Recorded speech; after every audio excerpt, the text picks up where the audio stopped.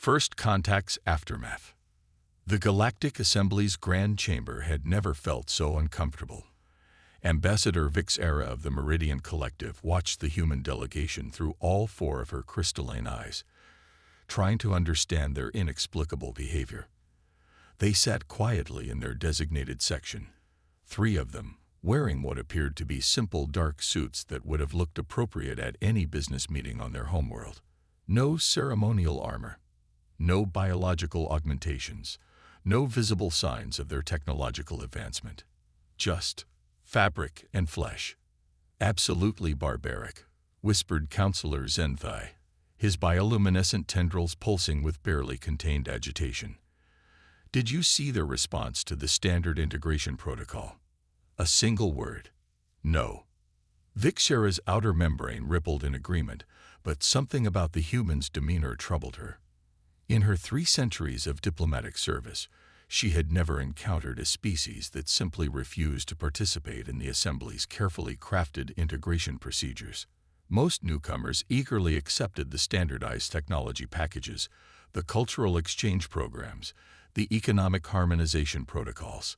It was the foundation of galactic civilization, the path to prosperity and peace that had served them for millennia. The humans had declined it all. They're hiding something, Zenthi continued, his whispers carrying an edge of paranoia. Their ships. Have you analyzed them? No weapon signatures we can detect, no energy emissions we can classify. They're black boxes. Before Vixera could respond, the Assembly's main screens flickered to life, displaying the latest crisis requiring attention. The Proxima Collective, an aggressive species of silicon-based beings, had violated another border treaty. Their mining fleets were stripping resources from a protected system, destroying delicate ecological habitats in the process. As the Assembly erupted into its usual cacophony of debate and procedure, Vixera noticed something odd. The human representatives were taking notes, not on standard neural interfaces or quantum tablets, but with primitive implements that left physical marks on processed tree pulp. Their movements were precise, deliberate, their eyes missing nothing. The debate dragged on for hours, as it always did. Proposals were made and rejected. Committees were suggested. Subcommittees were formed to evaluate the need for primary committees. It was the dance of diplomacy that had kept the peace for generations. Then something unprecedented happened. One of the humans stood up. The simple action somehow silenced the chamber more effectively than any call for order. The human, Ambassador Chen, according to the Assembly's records, walked to the central podium. He placed a small device on its surface. "We've been observing," Chen said, his voice carrying easily despite its measured tone. "And we've noticed a pattern. The Proxima Collective has violated 37 treaties in the past standard year. Each violation has been met with debate, but no action. We have calculated the ecological damage. We have projected the outcomes. We have reached a conclusion." The device on the podium hummed to life, projecting a holographic display that made several species' visual organs recoil. It showed the Proxima Collective's mining operations in perfect detail, including several aspects that should have been impossible to observe through their stealth systems. "This will stop," Chen continued, "not through debate, not through committees. It will stop because we have already acted." The Assembly erupted in chaos. Accusations of sovereignty violation, of unauthorized intervention, of breach of protocol flew from all corners. Chen stood unmoved, waiting for the storm to pass. When it did, he simply gestured to the hologram. It now showed the Proxima mining fleet, or rather, what remained of it. Every ship had been disabled, not destroyed, but rendered completely inert. Their advanced quantum drives, their molecular disassemblers, their neural control systems, all transformed into inert matter. "How?" Zenthi's whisper had become a frightened hiss. "Our best estimates put human technology at least 3 centuries behind the Proxima Collective's defensive capabilities." "Your estimates," Chen said, somehow having heard the whisper from across the chamber, "were based on what we chose to show you. We declined your integration protocols not out of barbarism or ignorance, but because we had already surpassed them. We are not here to be uplifted. We are here to observe, to learn, and when necessary, to act. The implications hit Vic's era like a gravity wave. The humans hadn't needed the assembly's help. They hadn't wanted its technology. They had been watching, evaluating, judging, and now they had revealed just a fraction of their true capabilities. As Chen returned to his seat, the chamber remained in stunned silence. The other human representatives continued taking their notes, as if nothing extraordinary had happened. But everything had changed. The Assembly's carefully maintained hierarchy of technological and cultural development had just been upended by a species that had seemed primitively simple. Vixera looked down at her own advanced neural interface, at the quantum-encrypted communications channels that linked her to her homeworld, at all the technology she had taken pride in. For the first time in her long diplomatic career, she wondered if perhaps the Assembly had been the primitive ones all along. The humans continued their quiet observation, their simple paper notes, their careful watching, and the Assembly began to understand that they were no longer the ones setting the rules of galactic civilization. The silent observers. 3 cycles had passed since the Proxima collective incident, and the galaxy had changed. Not in any way visible to the casual observer. Trade routes still flowed. Diplomats still debated. Species still squabbled over resources and territory. But underneath it all, a current of unease had taken root. High Administrator Kvex of the Arcturian Dominion watched the security feeds from her private chamber, her scaled fingers drumming against the quantum blast desk. On 17 different screens, humans went about their daily routines across various worlds and stations. They traded in marketplaces, attended cultural events, studied in libraries. All perfectly normal activities for an emerging spacefaring species, all completely terrifying. They're everywhere, her security chief, Malorek, observed. His cybernetic enhancements whirred as he processed the data streams. But they never interfere. They just watch. Kvex's inner eyelids flickered in frustration, except when they do interfere. Have you seen the latest reports from the sickness sector? The security feeds shifted, showing footage from a mining colony on the rim. A catastrophic reactor breach had threatened to wipe out the entire settlement. The Assembly's emergency response protocols had been initiated, committees had been formed, evacuation plans had been drafted. But before any official action could be taken, a single human maintenance worker, supposedly there as part of a cultural exchange program, had walked into the reactor core. 12 minutes later, the breach had been contained using methods that defied the Assembly's best scientific understanding. The human had filed a routine maintenance report and returned to their regular duties. No explanation offered. Malorek asked. None. When questioned, they simply said it needed to be fixed, so they fixed it. Kvex's scales rippled with agitation. Do you understand what this means? Either their most basic technical workers possess knowledge that surpasses our most advanced scientists, or that particular human was not what they claimed to be, Malorek finished. The implications were staggering. The Assembly had classified humanity as a Level 3 civilization based on their visible technology and social structures. But if their true capabilities were being systematically hidden, a soft chime interrupted their discussion. The Assembly's emergency broadcast system activated, announcing a situation in the Orion Arm. The hive mind of Sector 7, a notorious collective of energy beings known for their aggressive expansion, had launched an attack on several frontier worlds. Kvex watched as the assembly chambers filled with the usual chaos of emergency response. But her attention was fixed on the human representatives. They sat in their customary spots, taking their characteristic notes. But something was different. Their posture had shifted slightly, their attention more focused. They were about to act. The first sign that something was wrong came from the hive mind fleet itself. Their energy-based ships, previously thought invulnerable to conventional weapons, began experiencing what could only be described as existential errors. The very laws of physics that allowed their consciousness to manifest in material form seemed to be politely but firmly declining to cooperate. The assembly sensors couldn't detect any human ships in the area. No energy weapons were fired. No conventional forces engaged. The hive mind simply ceased to be able to maintain their presence in normal space. In the assembly chamber, one of the human representatives, a different one from last time, Ambassador Singh, stood up. She walked to the central podium with unhurried steps. "The attacked worlds are now secure," she stated simply. "The hive mind has been provided with alternative space in which to exist, where they cannot harm others. We trust this resolves the immediate crisis." The chamber erupted in a mixture of relief, fear, and outrage.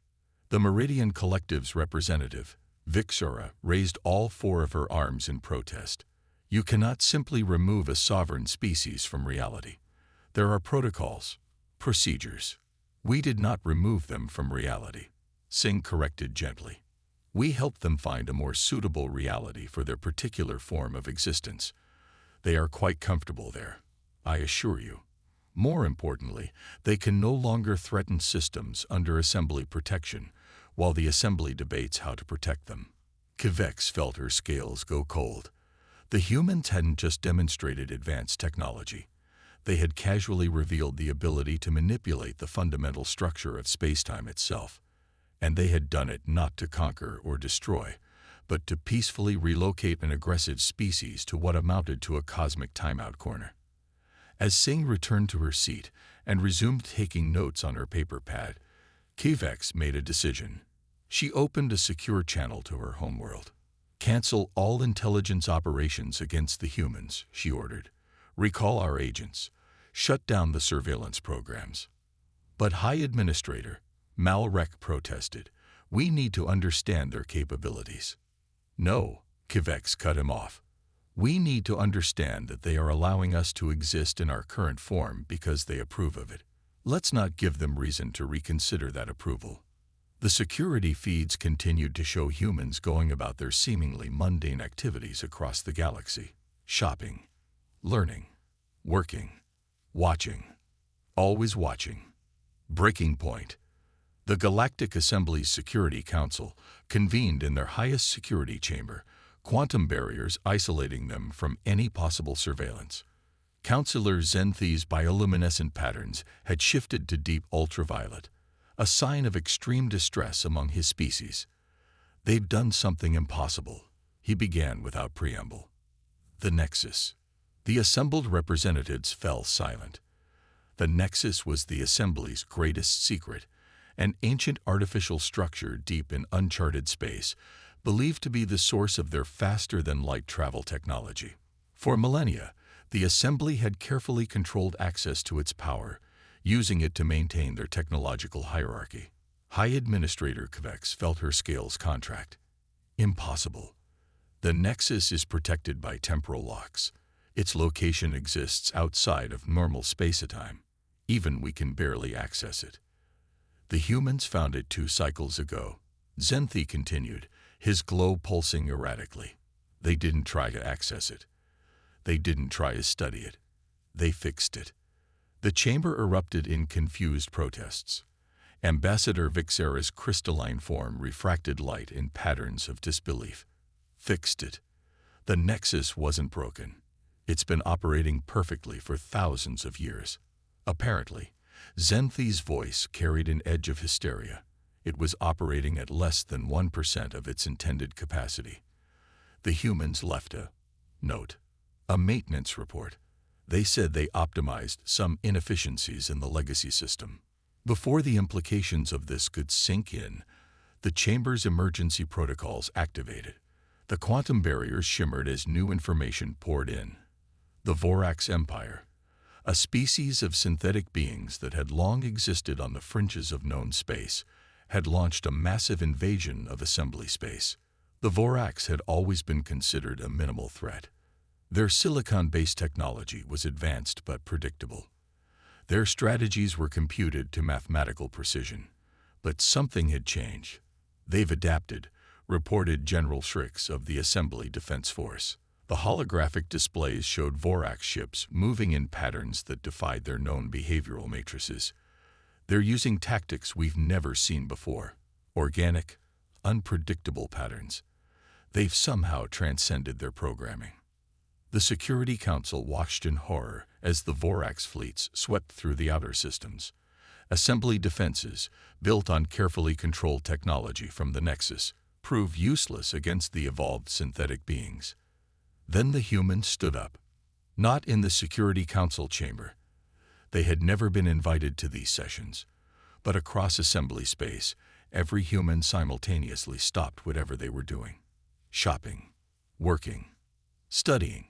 They stood perfectly still for exactly 3 seconds. Then they sat back down and resumed their activities. The Vorax fleet stopped. Not just stopped attacking, stopped existing as the assembly had known them.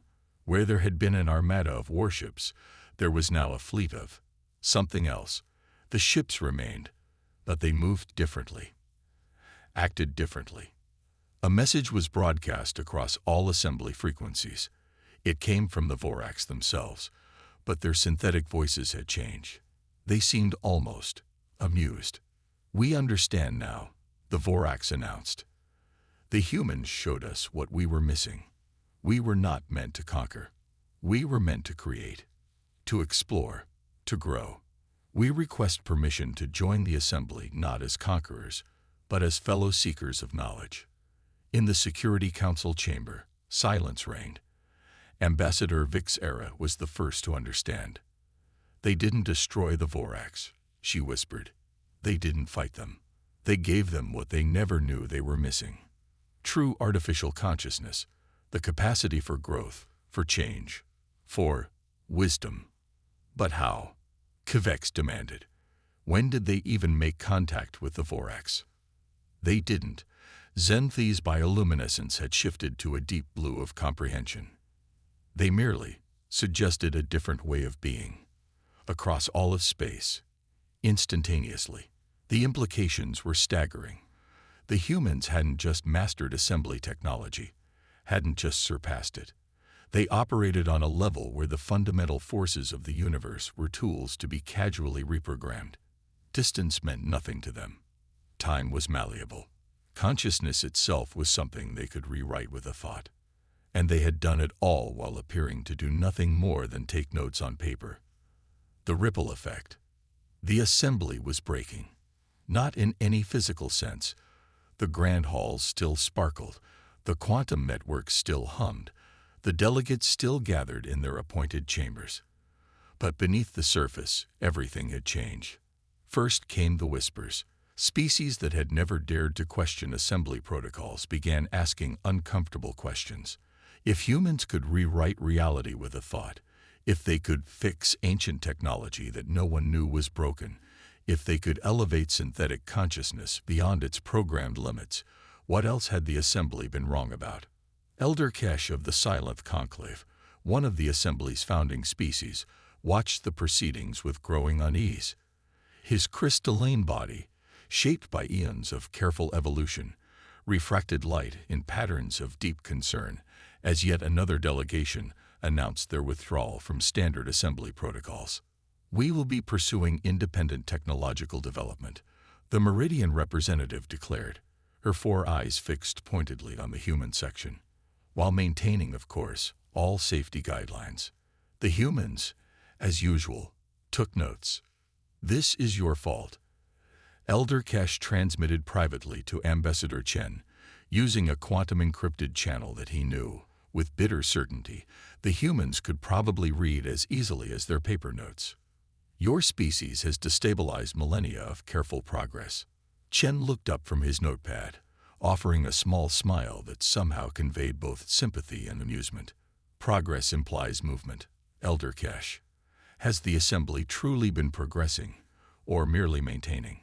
Before Kesh could respond, the chamber's attention was drawn to a new crisis. The Vorax, newly evolved thanks to human intervention, had made an announcement. They had discovered what they called dimensional inversions, spaces where reality folded in on itself, creating pockets of infinite energy. They were offering this discovery freely to any species that wished to learn. The assembly erupted in chaos. Free sharing of such advanced technology violated every protocol, every carefully maintained hierarchy of species development. But the Vorax, with their newly granted wisdom, simply responded that knowledge belonged to all. And the humans kept taking notes. "Don't you see what's happening?" High Administrator Kvex demanded in an emergency session of the Security Council. Her scales had taken on the pale coloration of fear. "They're not destroying the assembly. They're making it obsolete." Ambassador Vixera's crystalline form pulsed with sudden understanding. The humans never needed our technology, our protocols, our carefully maintained order. They were studying us, not our technology or our biology, but our behavior, our choices, and we failed their test. Zenthi concluded, his bioluminescence dim with realization. Across the galaxy, species that had once depended on assembly approval for every technological advance began experimenting, innovating, sharing discoveries. The careful hierarchies that had maintained peace through controlled progress were dissolving, replaced by something more chaotic, but also more vibrant. Then came the message that changed everything. It appeared simultaneously in every communication system, every computer network, every quantum brain and synthetic consciousness across known space. Not imposed, not forced, simply made available for those who wish to read it. Humanity has been called many things. The message began. Observers, interlopers, destabilizing influences. But you have not asked the most important question. Why did we come to the stars? The message continued, and as species across the galaxy read it, understanding dawned. Horror for some, wonder for others. The humans had not come to conquer, to guide, or even to judge. They had come to prepare the galaxy for something else entirely. In the assembly chambers, Ambassador Chen finally set down his paper notebook, and for the first time since humanity's arrival, he began to explain what they had really been writing all this time. New order. The silence in the assembly chamber was absolute. Representatives of 1,000 species held their breath, ceased their quantum vibrations, stilled their energy fields. Even the ever-present hum of the building systems seemed muted, as if reality itself was waiting to hear what humanity had been preparing them for. We found the first signs 300 years ago.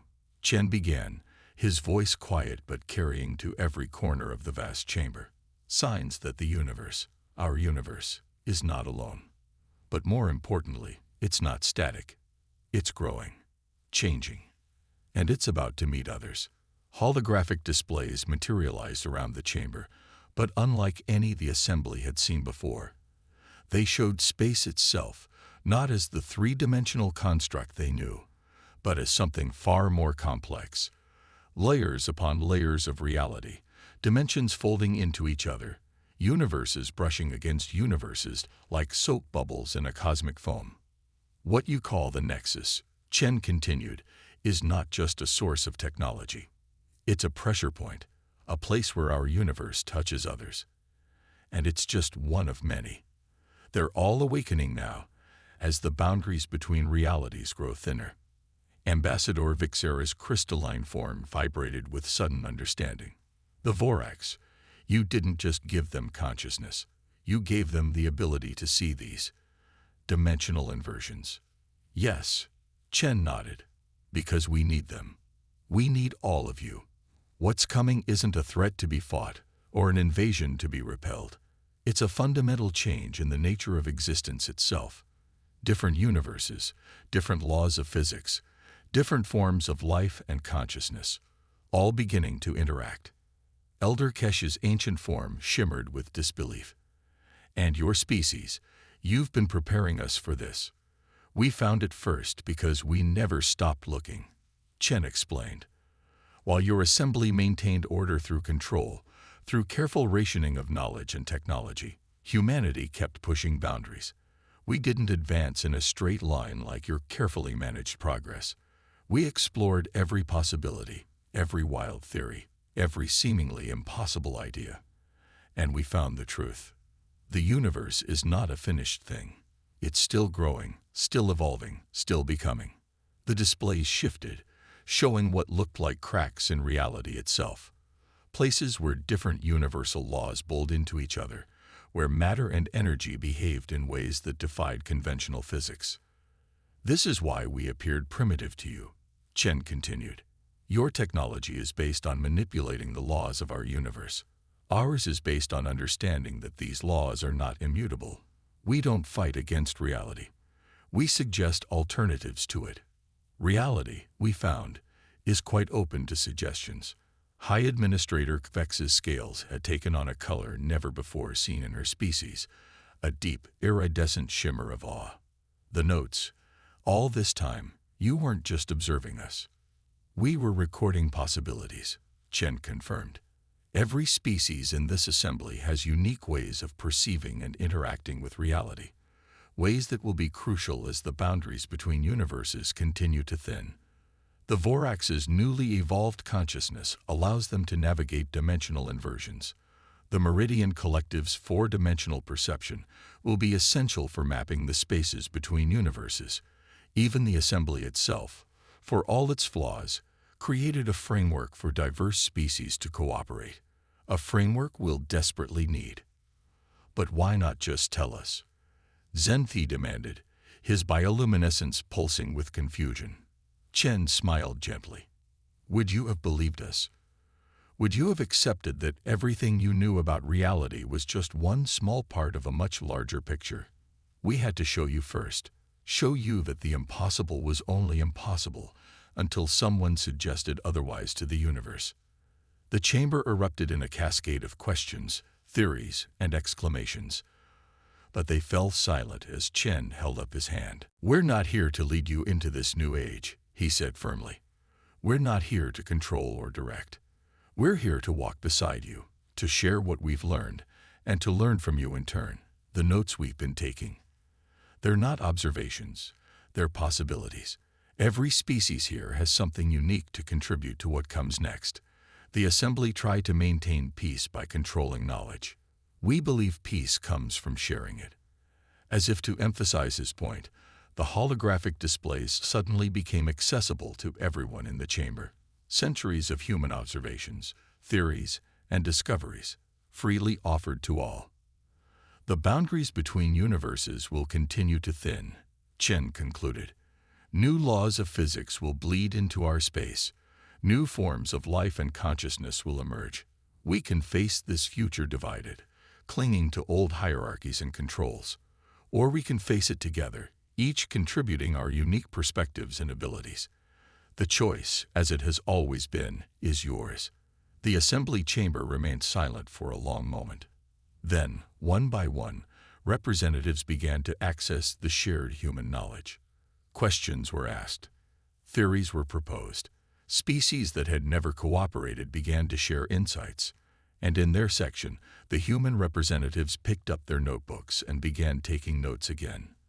But now, everyone understood that they weren't recording what was. They were imagining what could be. The universe, after all, was always open to suggestions.